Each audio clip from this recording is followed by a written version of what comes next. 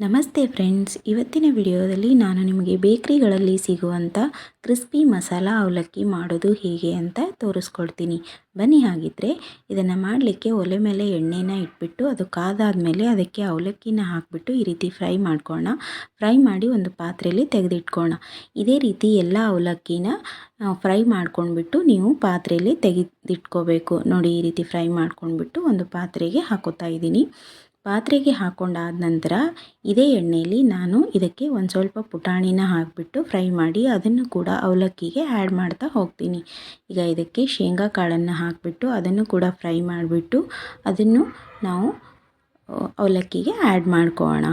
ಈ ರೀತಿ ಫ್ರೈ ಆದಮೇಲೆ ಅವಲಕ್ಕಿಗೆ ಹಾಕಿಬಿಟ್ಟು ಒಂದು ಸ್ವಲ್ಪ ಕೊಬ್ಬರಿ ಅದನ್ನು ಕೂಡ ಫ್ರೈ ಮಾಡಿಬಿಟ್ಟು ಅವಲಕ್ಕಿಗೆ ಹಾಕೋಣ. ಇದೇ ರೀತಿ ಒಂದು ಸ್ವಲ್ಪ ಬೆಳ್ಳುಳ್ಳಿ, ಒಂದು 5-6 ಎಸಳು ಬೆಳ್ಳುಳ್ಳಿ ಅದನ್ನು ಫ್ರೈ ಮಾಡಿಬಿಟ್ಟು ಅವಲಕ್ಕಿಗೆ ಹಾಕೋಣ.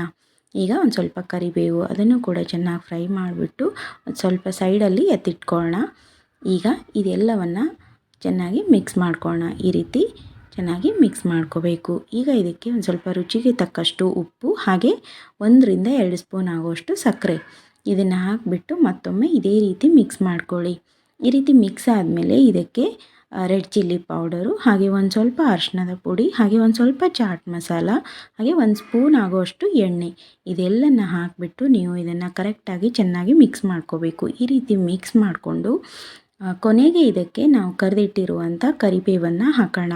ಕರಿಬೇವನ್ನು ಕೊನೆಯಲ್ಲಿ ಹಾಕಬೇಕು. ಫಸ್ಟಿಗೆ ಹಾಕಿದ್ರೆ ಅದು ಪುಡಿ ಪುಡಿ ಆಗುತ್ತೆ. ಹಾಗಾಗಿ ನಾನು ಅದನ್ನು ಕೊನೆಯಲ್ಲಿ ಹಾಕಿಬಿಟ್ಟು ಇದನ್ನು ಕೂಡ ಚೆನ್ನಾಗಿ ಮಿಕ್ಸ್ ಮಾಡ್ಕೊತಾ ಇದ್ದೀನಿ. ಈಗ ಕ್ರಿಸ್ಪಿ ಅವಲಕ್ಕಿ ಚೂಡುವ ರೆಡಿ ಆಗುತ್ತೆ. ಇದನ್ನು ನೀವು ಒಂದ್ಸಲ ಟ್ರೈ ಮಾಡಿ, ತುಂಬ ಟೇಸ್ಟಿಯಾಗಿರುತ್ತೆ ಅಂತ ಹೇಳ್ತಾ, ನೀವು ಇನ್ನೂ ನನ್ನ ಚಾನಲ್ಗೆ ಸಬ್ಸ್ಕ್ರೈಬ್ ಆಗಿಲ್ಲ ಅಂದರೆ ಆಗೋದನ್ನು ಮರಿಬೇಡಿ. Thank you.